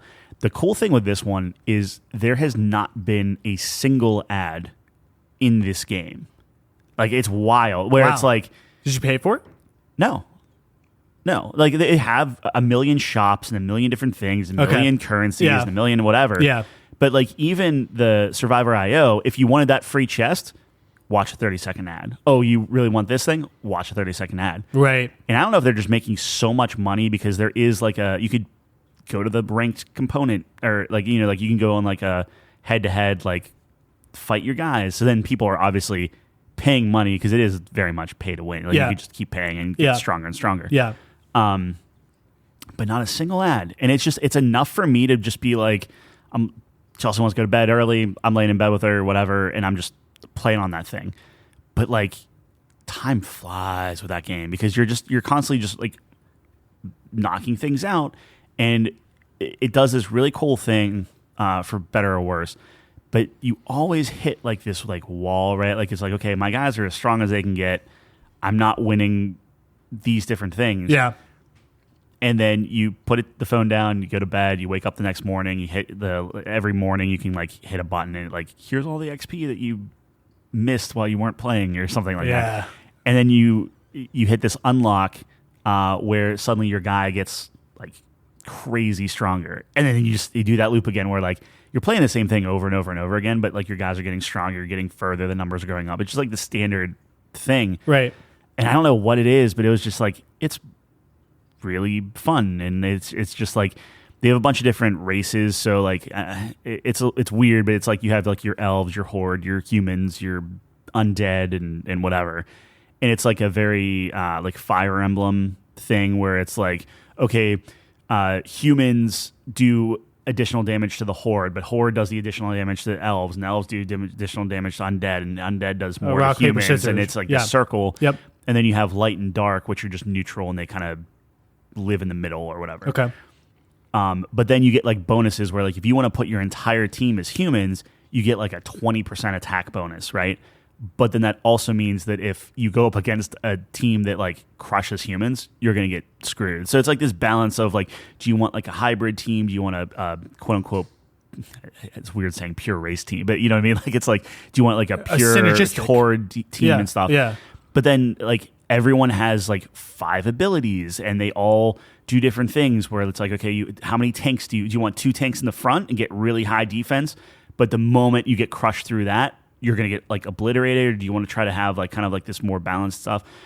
So it's just like as you're finding these synergies, you're watching your attack power go up and down and figuring out like, okay, if I do this configuration, I have an attack power of like 200. But if I do this configuration, which I just did randomly of like the just available heroes that I've earned, it's like now I'm at 229. So it's like, it's really fun. There are some things which are annoying where like you can always reset everything, which is cool. So like if you pump a lot of like points and abilities and everything into this hero and he just isn't the thing, you can just be like, reset. You get everything back. You don't lose anything. And then I'm like, I'm going to put it into her instead. And now she's just this badass like archer that kills everything. Right. So anyway, I'm doing all of that. I'm really liking it. I think Habby as a company, the games I've played of theirs are fair. Like, yes, there is the buy a loot box and do whatever. Right. But I haven't put a single penny into it. And I'm actually wanting to, not because I feel like I need to, but because it's like, I want to support that type of online where it's like, it's gorgeous. The music's actually really, really great. Like they're doing some cool things. They have all the events. You're getting constant emails from them being like, emails in game where it's like, oh, hey, we tried this one thing. Turns out no one really liked it, or it turns out it broke this other thing. We're sorry. Here's 5,000 gems or whatever, and you just keep like They're trying stuff. I was just gonna ask. It's like, cool. Yeah.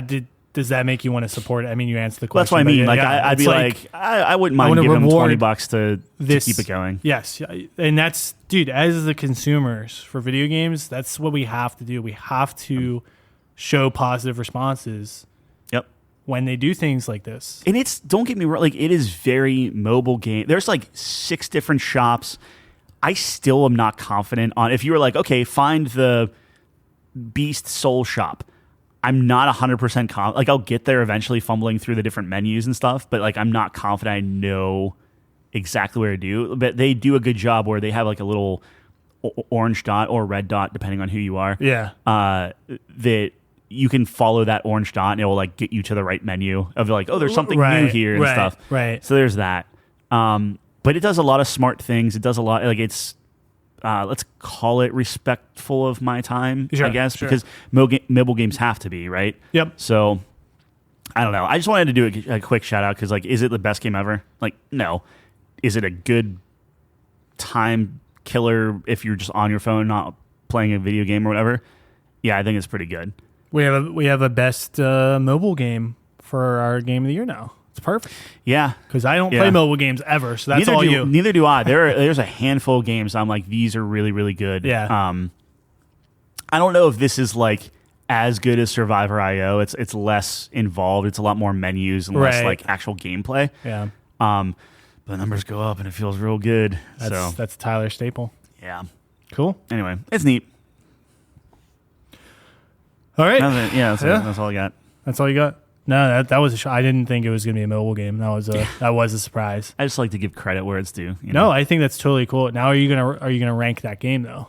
You're gonna give it a score? That's tough because that's definitely apples and oranges, right? To rank that game, I would give it like a 76. Interesting. Wow. Okay. In context of everything, because I don't think it does anything like mobile games can't get above a bronze. So if you want me to give you games that go like What the Golf and Grindstone, that you're starting to get into like 80-90 territory. Wow. Yeah, they're very, very good. But they're also Apple Arcade, so you don't have a lot of the gotcha loot boxes and different things like that. Bloons TD6 is also on a phone, so there's that. True.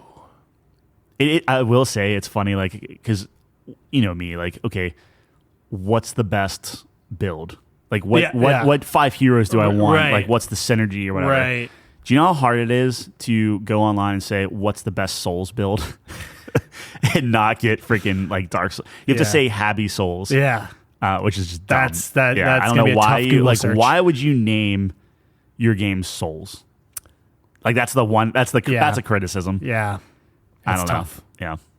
You're not going to be able to find that game. This is the artist in me too. I hate game icons. I hate them so much on my phone. Yeah. Every other icon on my phone is this like really minimalistic, artfully Slick. done, whatever. Yeah. Yeah. And then you have this like Clash of Clans looking like chibi dude like breaking Face out of of a the guy. thing. I'm just Yeah. like, man, I hate like Yeah. I don't like enjoy like ugh. That is a Tyler. Yeah. Tylerism. Also, because Chelsea's been going to bed earlier, just because she's up for school and whatever. Yeah. So we've been getting to bed at like 10 o'clock at night Yeah. or whatever. And now I'm getting into crossword puzzles. Oh. I have with my new iPhone, I got a 3-month subscription to Apple News or whatever. Yeah. And apparently you get crossword puzzles. There So you now I'm excited for tomorrow because it's back to an easy crossword. So it's There like, you hey, go. knock this out in like 10, 15 minutes, whatever. But they start getting like really hard. Like as the week progresses, as Yeah. you're like getting like off the weekend, Yeah. it's like, oh, this is a moderate one. And then eventually it's like, this is a challenging one. Like, good luck get or whatever. wrecked. Yeah. The Yeah. Dark Souls of crosswords. It's neat. Crossword You might be puzzles. I might be getting getting old. old. Yeah, I get it.